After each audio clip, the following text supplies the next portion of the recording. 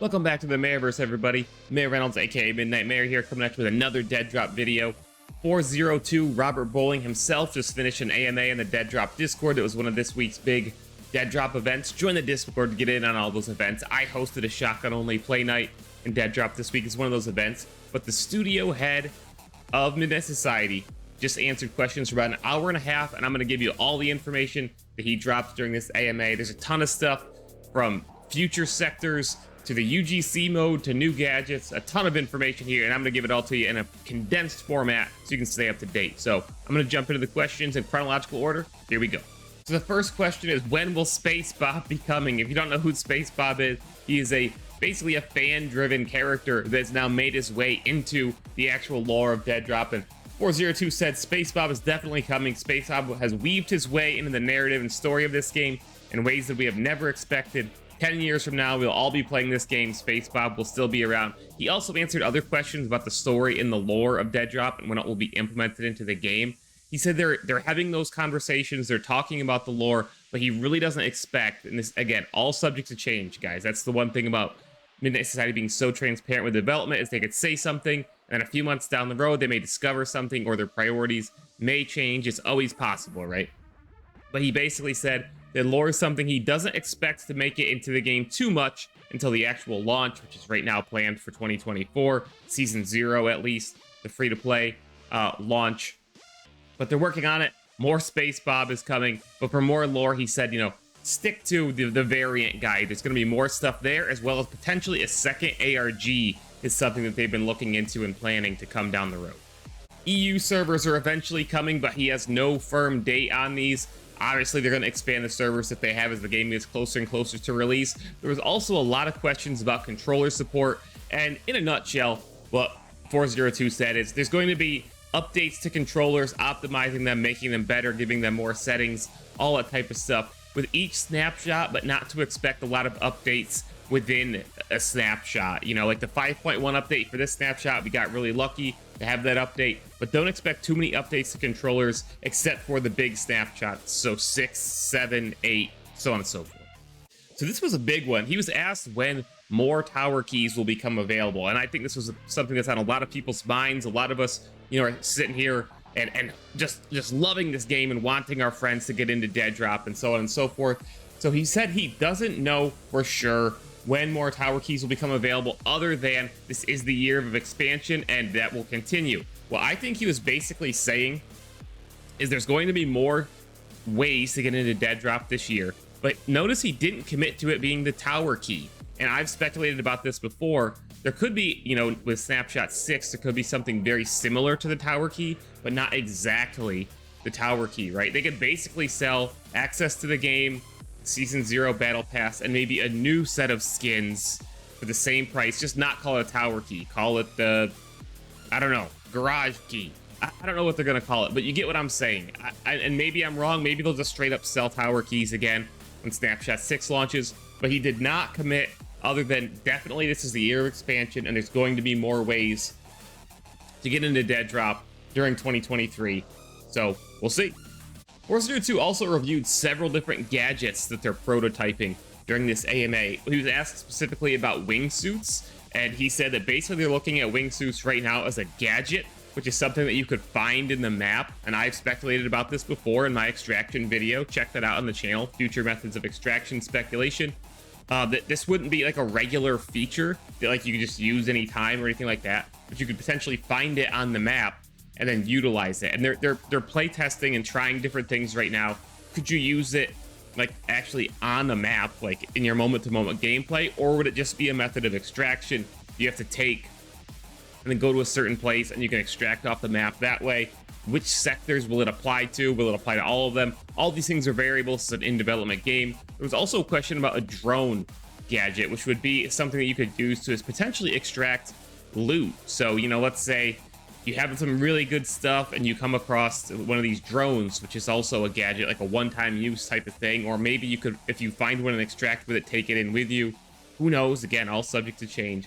But so it would prevent you. So if you die later on and you're unable to extract, if you get lucky enough, you find one of these drones, you can put some loot on it and have it take it back to your player hideout. So if you die, you still got out with that loot.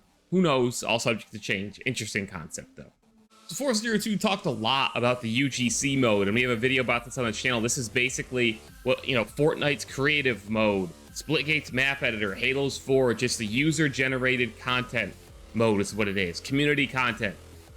He talked a lot about this, multiple questions about this, multiple answers about this, how when it starts, they're planning the very first implementation of it during the snapshots. They're working on it quite extensively right now, he said. Will be just modes. So you'll be able to change and create your own custom modes. That's the very first implementation.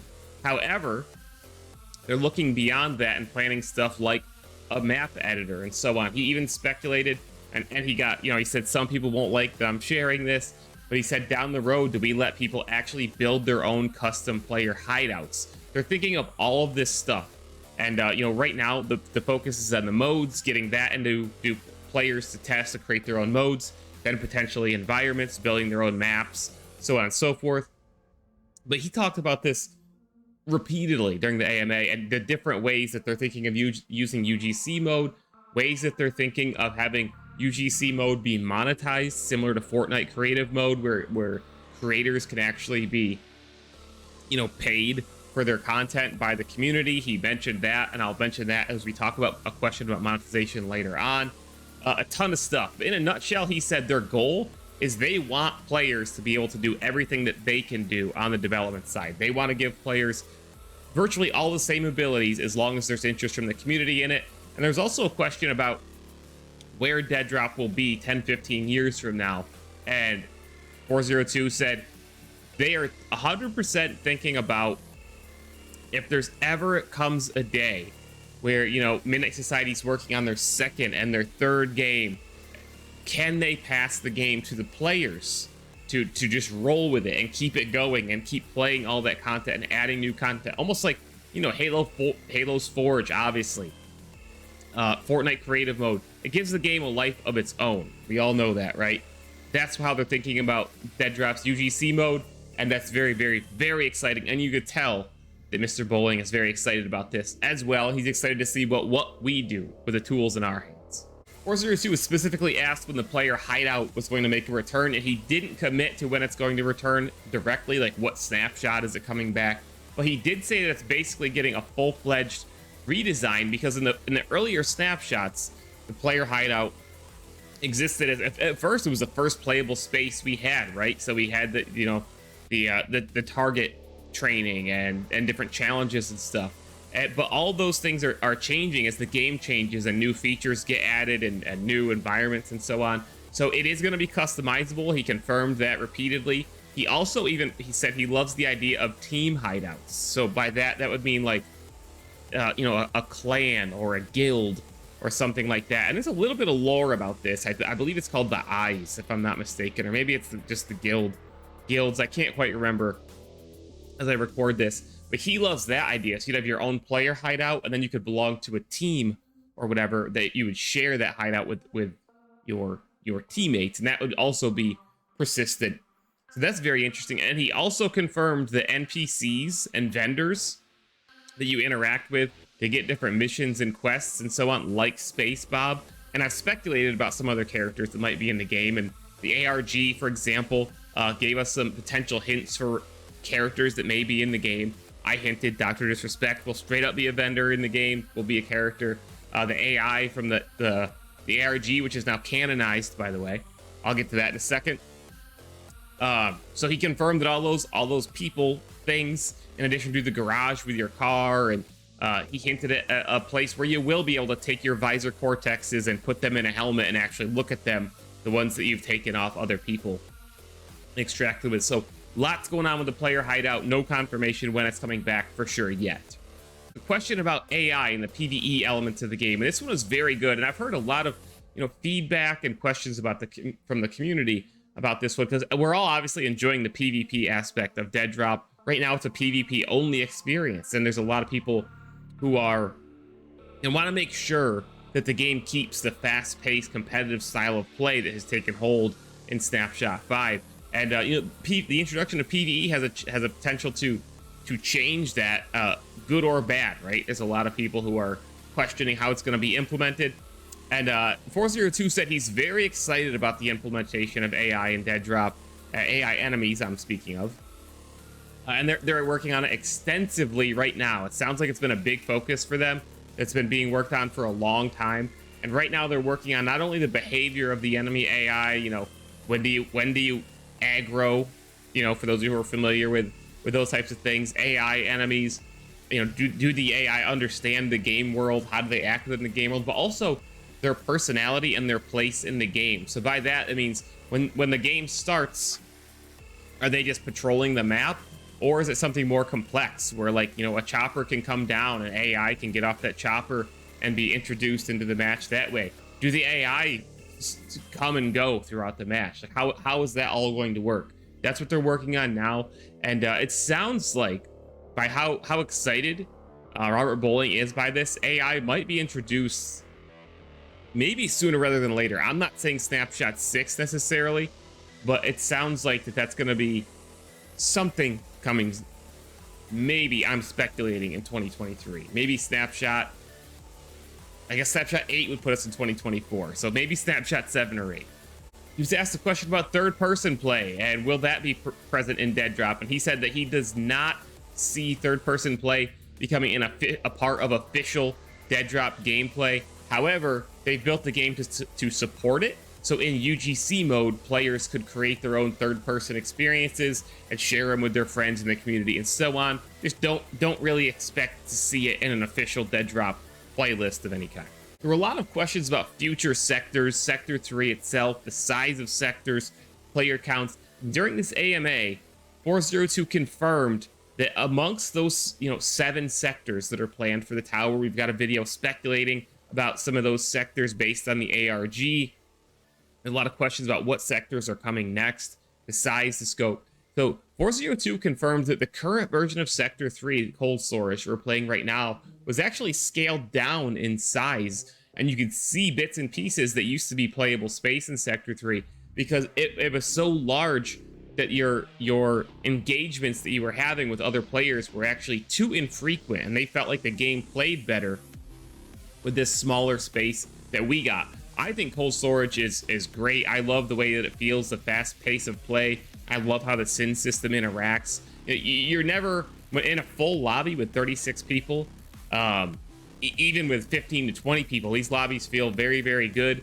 And I like the current size to space ratio. There seem to be a lot of people saying that they want bigger sectors.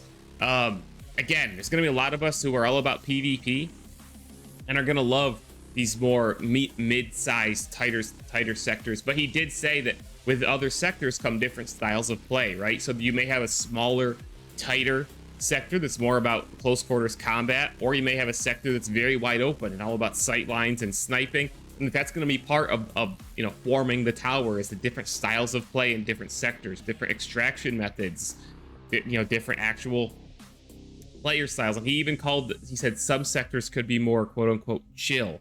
So what I'm thinking is some sectors may by default have more players in them. Some sectors may have less players in them by default. But he also confirmed, which this is big, that you will be able to move from sector to sector in the final game. And he said, in his opinion, he wants all 7 sectors playable when the game launches. No launching with 5 complete sectors, 4 complete sectors. He wants all 7. In his opinion, the game's not complete until those 7 sectors are in the game. So that was a pretty big deal, because I thought we might get, like, you know, the early access of 2024 or whatever, season 0.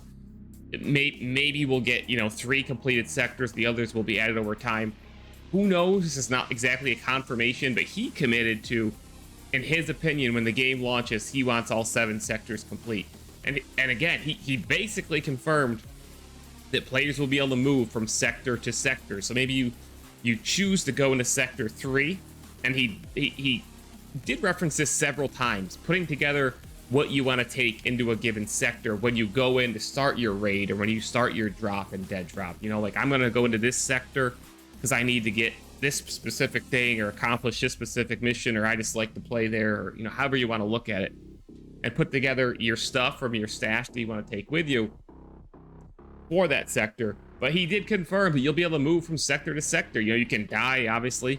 You can extract. but you will be able to go from sector to sector. And he talked about actual sector shutdowns. And I don't mean the mini events like Rising Cold, but like during the match, there may actually be, like, of these 7 sectors, all players will need to get out of sector 6 or whatever, because this sector is going to be shut down and no players will be able to remain there. So it will force players together again, almost like the Rising Cold, Rising Freeze feature does, which is very, very interesting. He also speculated about player,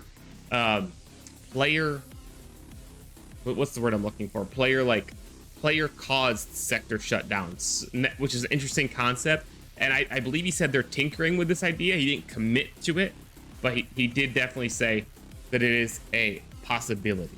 One of the other big things that he talked about a lot was vehicles. He said he was very excited about what they're doing with vehicles. We still don't know what that is, and I've got a video about vehicles. We're positive you're going to be able to customize your vehicle, and you'll be able to get in and get different parts and customization options, just like you can get the paint cans right now, but it's going to expand drastically, we're expecting. But he kept saying he's so hyped about what they're doing with vehicles. And I've talked to people, I personally thought the whole time they would not do gameplay experiences with vehicles, right? I thought it would be more like personal flair, like here's my vehicle, maybe you'll see it in like loading screens, like your customized cutscene, almost like the Warzone intro or outro. When you extract, maybe you can extract via your personal vehicle.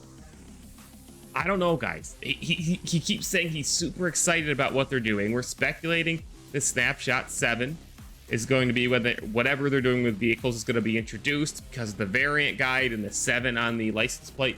And he also said that they're expecting, hypothetically, this is not a confirmation, they're thinking the next in-person event will be around Snapshot 7, which would put it sometime in the fall time frame. So, who knows, guys? Stuff going on with vehicles. He was giddy about this. So I'm thinking it's more than just a little bit of, hey, I've got a cool car that I can show to my friends in the garage. I don't know. I don't know. I don't want to speculate too much, but he was very excited about it. He was asked several questions about progression, and he seemed to infer that some progression systems will be coming to Deadrop sooner rather than later. I'm going to speculate maybe as soon as Snapshot 6 they'll start testing some of these. But he also said that a lot of them, there's several progression systems, right? Like you can do stuff like weapon masteries. You can do stuff like account leveling up based on, playtime and kills and dead drops and so on. But the more simplistic ones, it sounds like may be coming maybe sometime in 2023 with other progression systems to come down the road. Luckily, somebody asked a question about cheating, and he went on a long rant about this, and I'm very happy that he did, and he framed their approach to anti-cheat very, very well, and I was really relieved to hear these answers, because there's been a lot about questions about cheaters in this game because of the potential blockchain element and real-world value of items being extracted in Deadrop, right?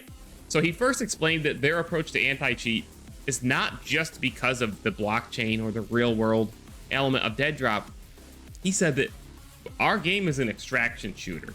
The point of the game is getting in, getting things, and getting out. And when you find those items, there's attachment to it. There's value to it. You're excited. You need to get out with this, whatever this item is. So for that reason alone, because the genre of their game, they're approaching anti-cheat as very, very, very serious. And he said literally, we are going to be brutal and zero tolerance on cheating, whether it's legit hacking, whether it's exploits, no place in the community whatsoever. And he literally said several things about their approach to anti-cheat, which I am very happy to hear. But he also said that it is their #1 biggest thing that they know that they need to nail, and it is one of the biggest things that they are investing in as a studio and as a game, more so than other developers and games out there, because they know their game needs to nail it. Like for other games, Call of Duty, for example, it's not as important because the basis of their game isn't extraction. Now DMZ has that, obviously, but that's a small subset of Call of Duty. He repeatedly said, we are thinking about cheating with every single feature that we design. And he specifically named that they're taking a multifaceted approach. It's not just one thing. And he said, and I've said this before, there's no silver bullet, right? It's going to take a multitude of things. So he specifically called out, you know, like your standard anti-cheat, and then he said stuff like what Valorant is doing with the kernel level anti-cheat, which has been very successful. He specifically said he agrees that they need to use some of the newer AI-based anti-cheat tech, and like he went very, very, very in depth with how important it is to them and how they're trying like a multitude of different things, and reiterated that like they are investing heavily, more so than like other studios do, into anti-cheat, which is very good to hear. And of all the answers that he gave during this AMA, and there's a lot of very interesting info, this is probably the one that I think seemed most important to him, and that was definitely good to hear. Before I move on from the anti-cheat thing, 402 also explained, you know, with anti-cheat, they're trying to find ways to not only identify cheaters, ban cheaters, prevent cheaters, all this stuff, but also how do they help the victim of cheating? You know, how do they rectify the situation? So if you had an item and you were going to extract with it and you get killed by a cheater, what are they going to do to help the victim of that cheating? He literally posed this question and talked about how they're talking about it and how they're designing the player economy and such to really be built around effectively combating cheating. 402 also said that they're considering events, and I'm sure some of these will make it in the game personally, like mid-match events, which will draw players to certain things. You know, does for example, in, you know, Halo, maybe a drop pod comes down with a power weapon in it. That's not what they're doing. It's not what they said. I'm speculating they're little things.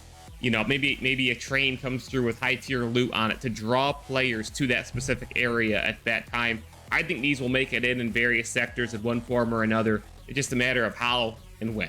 This one will make a lot of people happy. 402 was specifically asked if squad play is on its way to Deadrop, and he said yes, this is the year of expansion. They've heard the feedback, and he virtually confirmed when he said year of expansion, squads for 2023, in my opinion. So potentially Snapshot 6 or 7, subject to change, but I think that's what his answer was. There was a great question here about player customization and the skins that are going to come to Deadrop when it comes to like actual character skins. So the question was, will we be seeing something like Halo, where you can customize every single piece of your, you know, your suit or your armor, the gloves, the helmet, the boots, the knees, you know, the chest, all of it? Or will it be like Fortnite, which is, you know, it's one skin for everything, right? And he basically said somewhere in between. He's saying that the skins are most likely going to have some level of customization, and you know, with various parts, but maybe not quite as in depth where every single piece of your body is customizable like in Halo. There was a great question as well about their approach to seasonal content, and he did confirm that Deadrop is obviously planning on doing seasons. Season 0 is already announced, planned for 2024, subject to change. But he basically said that their approach to seasonal content, you know, we're probably going to get a new battle pass every time, so on and so forth. But what they're thinking is themes. So, you know, what can they do with the themes of seasons? And he talked about, you know, so obviously the battle pass may have a certain theme, but he also says that sectors could be treated with themes. So maybe a certain sector, for example, something happens in that sector that ties into the battle pass, or there's changes to the sectors based on the theme of that season. You could be talking about weather, you could be talking about anything, right? Certain events happening in the story or lore, and that's their approach. And he did say every 90 days is their plan. Another great update was about Deadrop on console, and he seemed quite happy with the progress that they're making. He said literally the night before he had reached a new checkpoint in trying to get Deadrop snapshots or Deadrop in some format on Xbox. He said he was literally just working on it last night. So it sounds to me like Xbox release may be closer than PlayStation. I don't know. He didn't say that flat out. That's me speculating. But it sounds like there's progress being made there. And I thought at some point he hinted that maybe before the end of the year it'll be a thing. But who knows? But he did say we're definitely making progress. There was a question about the ARG. Again, I said that there is another ARG that's being considered, which will be a lot of fun. I know a lot of the community had fun solving that, and the developers had fun with it as well. But he said that the first ARG has been canonized. So the ARG is actually a protocol within the Deadrop universe that one of the characters runs to identify potential variants. So that's very, very, very interesting. Again, it doesn't mean that everything that happened in the ARG actually happened in the Deadrop universe. It's like a simulation within the Deadrop universe. So I think we're gonna see like a lot of that stuff that was in the ARG play some role in the game. Obviously, all subject to change, but interesting stuff. There's a question about customizable keybinds. Obviously, that's coming. He just said there's work being done on it. It is coming at some point, probably sooner rather than later, but who knows? And then he was asked a question about crafting, which I just did a video about and shared my thoughts on that. And he said, right now, straight up, we have not committed to crafting. He did say that he can see the potential for some light crafting elements, but right now they're not committed to it at all. There's also a question about monetization. This one came from Helmet Fire. Shout out to him. Check out his content. And he said, he brought up that sometimes in blockchain platforms, the creator of the item or the platform itself, receives a royalty fee every time that, an item is sold. So for example, 10% of the transaction or whatever would go to Midnight Society, hypothetically, every time an item is sold on the blockchain. He basically dodged that element. The blockchain stuff, I know when they roll it out, they're going to want to be very specific on how they're doing it. But he said that in his mind, their approach is very traditional. They're talking battle passes, weapon skins, armor skins, that type of marketplace, the stuff you're already familiar with, right? And then he also talked about, again, the UGC monetization. Will creators be able to monetize their creations in somehow like is done in Fortnite? Didn't commit this, just said they're talking about it and thinking about a way to make it happen, which is good news for sure. At this early point in development, they're thinking about that. The next in-person event, they are thinking, it's not 100% committed, they're thinking about attaching it to Snapshot 7, which would hypothetically put it sometime this fall, like the October timeframe, October, November. We will see. The guy on the call specifically recommended Vegas, but this was not 402's recommendation. Could be anywhere. And the last thing was just a small bit about what the next sector is. This question was asked several times. Again, you can find a list of some of the sectors that exist within the Deadrop ARG, and he did confirm that Sector 1 is not the next sector that they are working on at this very moment. I know Mr. Spaceman, one of my own mods, who's really big into the lore and the ARG, he thinks that it's Sector 2 because Robert confirmed that the train, the subway that was as part of Sector 1 originally, part of that conceptual design, has been moved to the sector that they're working on next. That Sector 2 is the lobby sector, if everything has stayed the same. So, speculation on our part again. He's saying that the next sector is Sector 2 and that the train could be on it. Who knows? But we do know that Sector 1 is not the next one to come to the game that will be playable. And if you have a particular sector you'd like to see next, make sure you leave it in the comments. That's it for this video, guys. Thanks so much for watching. We got tons of Deadrop and Midnight Society content on the channel. We're constantly working on it. We're fully committed. Hard send on Deadrop. We're going to be one of your best sources for Deadrop news and updates and Midnight Society related news. If you had a question that you would like to hear asked in the next AMA, leave it down below, and I will try to get it in the next AMA, whether that be on Twitter Spaces or Discord. I'll try to get it in for you guys if a lot of you are curious about the same stuff. Keep an eye on all the Midnight Society socials for the next AMA and so on. It's going to be. And let me know what you thought. I thought there's a lot of great confirmations in here and insight in the developers' mindset. So, thanks for watching, guys. Check out the other videos on the channel, including our live-action Deadrop short, which has been recognized by Midnight Society themselves. And we'll see you in the next video. Mayor Reynolds out. This video is sponsored by me, kinda. You can use Mayor in your supporter creator slot in Fortnite and across the Epic Games Store to support me, and it costs you nothing. Part of your purchase is simply donated to me through the Epic Creator Program. So within Fortnite and within the Epic Games Store, make sure you have Mayor listed in your supporter creator slot, and you will support my content creation budget directly. Thank you to everyone who does. Let's keep this going. Make sure you're using either the Doomslayer skin or the Master Chief skin, or actually the Marcus Phoenix skin, because those are the 3 best skins in Fortnite, and we all know it.